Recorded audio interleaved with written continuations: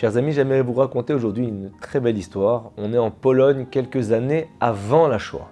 On est dans un hiver particulièrement glacial. La grande majorité des familles juives polonaises sont très pauvres. Il y a bien sûr des exceptions, mais dans l'ensemble, les juifs sont des paysans ou des petits artisans qui subviennent à peine à leurs besoins de base. Et parmi ces familles-là, il y en a une d'entre elles qui a moins de difficultés que les autres, c'est la famille Felcher.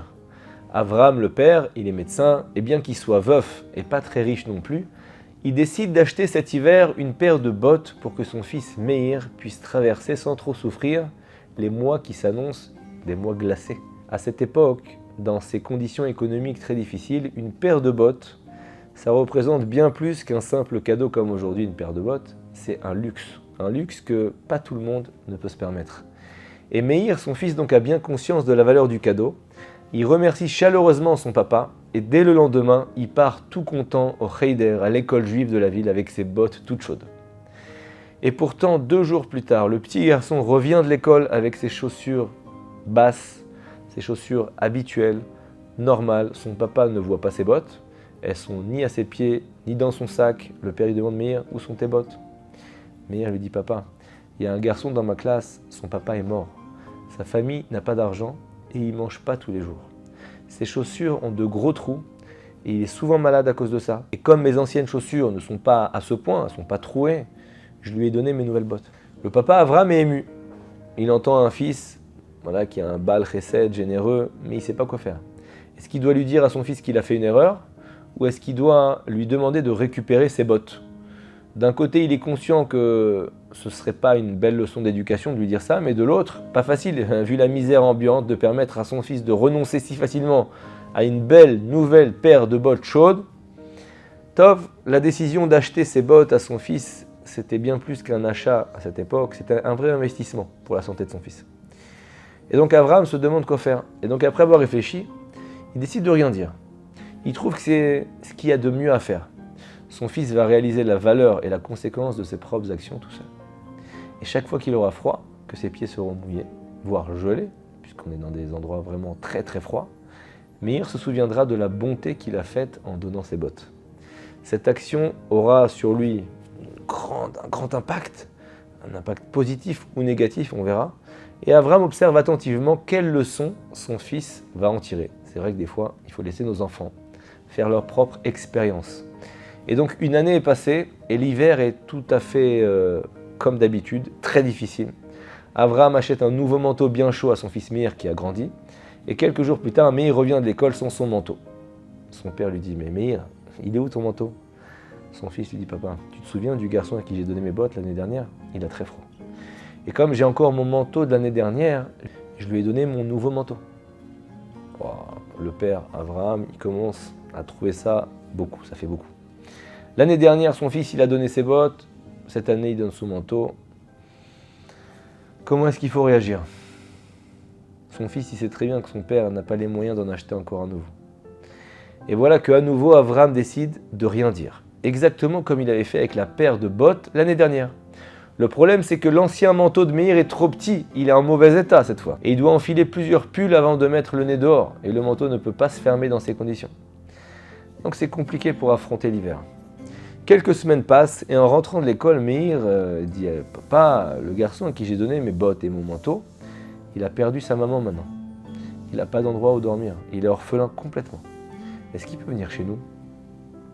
Avraham, il est choqué par la nouvelle, mais il pense immédiatement à toutes les implications d'avoir une personne en plus chez lui.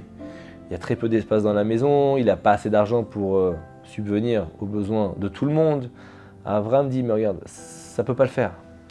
Meir, je suis désolé, quelques jours oui, mais j'ai pas la place ni les moyens de subvenir aux besoins de vous tous. » Et donc peut-être que le professeur pourrait trouver quelqu'un d'autre dans la classe qui pourrait le faire, il dit à son fils. Et donc plus tard dans la soirée, Avraham cherche son fils Meir, introuvable. Il a quitté la maison en fin d'après-midi pour aller chez un ami, mais il est pas revenu.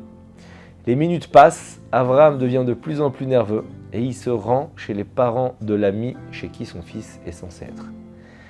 Résultat, il n'est pas là-bas non plus. On est en Pologne, dans les années 20, il fait noir dehors, il fait super froid. Le papa, il panique. Où est-ce que son fils, il a fugué ou pire, est-ce qu'il a été enlevé? Il y a tout qui se bouscule dans sa tête. Le père immobilise un petit groupe de parents du quartier et il commence à le chercher. Mais voilà que moins d'une demi-heure plus tard, Avram retrouve son fils. Le garçon est à la synagogue, dans la Ezrat Nashim, la partie qui est réservée aux femmes. Il dort sur un banc avec Joseph, le garçon orphelin à qui Meir a donné ses bottes et son manteau, et qui a perdu donc ses 2 parents. Après s'être réveillé, Meir explique qu'il ne voulait pas que le garçon dorme seul. Des années sont passées, les 2 garçons quittaient la Pologne un petit peu avant la Seconde Guerre mondiale.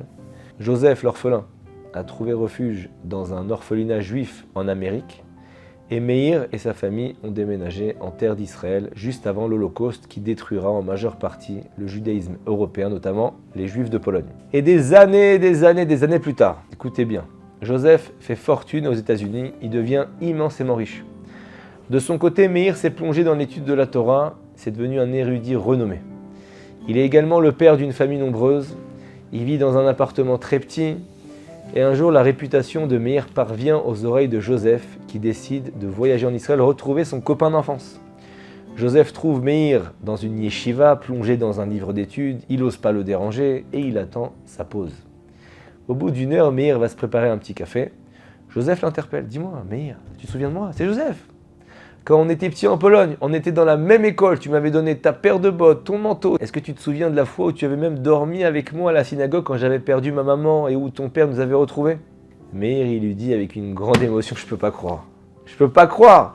Joseph, tu sais que j'ai très souvent pensé à toi. Je savais même pas que tu avais survécu à la guerre. Et maintenant je te vois comme ça.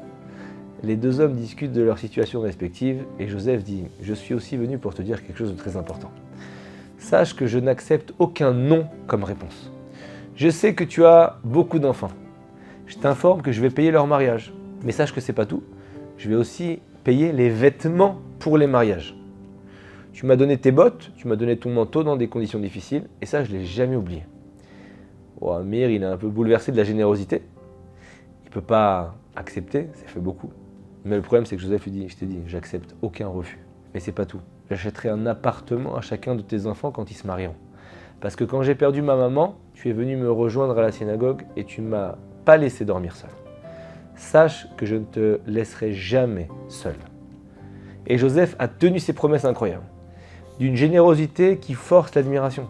Il a fait exactement ce qu'il avait dit. Pour les 9 mariages des 9 enfants de Meir, il a tout pris en charge, y compris la tenue vestimentaire, les appartements des jeunes mariés, tout. Et je vous imagine écouter cette histoire en disant « Waouh, quelle histoire incroyable !» Mais ce qui est incroyable dans cette histoire, c'est pas du tout ce qu'on pourrait penser. Le plus grand, c'est le père du garçon, qui a accepté d'offrir les bottes et le manteau de son fils dans des conditions difficiles. Imaginez, si le père avait eu une réaction normale, comme nous, une réaction qu'il aurait demandé à son fils de récupérer au moins ses bottes ou son manteau, ou le tout, la suite ne se serait jamais passée comme ça et je n'aurais jamais pu vous raconter cette histoire. Comprenez la générosité du père, le petit médecin de campagne dans la Pologne d'avant-guerre qui doit composer avec un petit budget qui lui-même a perdu sa femme. En n'adressant aucune réprimande à son fils, ce papa a donc perdu une certaine somme d'argent, mais il a appris à son fils la générosité. Et qu'est-ce que Hachem lui a rendu? Il l'a enrichi considérablement, le bénéficiaire de sa générosité qui à son tour assiste directement avec une générosité sans pareil ses petits-enfants. Le papa, il a compris une chose fondamentale. L'éducation des enfants, elle passe avant les désirs et les besoins personnels. Et les ressentiments aussi. Il a vécu pour quelque chose de plus grand que lui. Il a vécu pour Dieu et pour la Torah. Alors bien sûr, la générosité de Joseph, elle est incroyable, elle est spéciale, elle est rare, elle est au-delà de notre imagination. Celle de Meir aussi, qui a sacrifié ses vêtements quand il était petit, dans le froid hiver polonais. Quel enfant ne regretterait pas d'avoir donné son manteau alors qu'il fait très froid? Mais quand on y pense, Abraham est le héros caché de cette histoire. Inspirons-nous de lui pour bien réagir aux situations avec nos enfants, dans la vie en général, et donner le meilleur de nous-mêmes. Shabbat Shalom.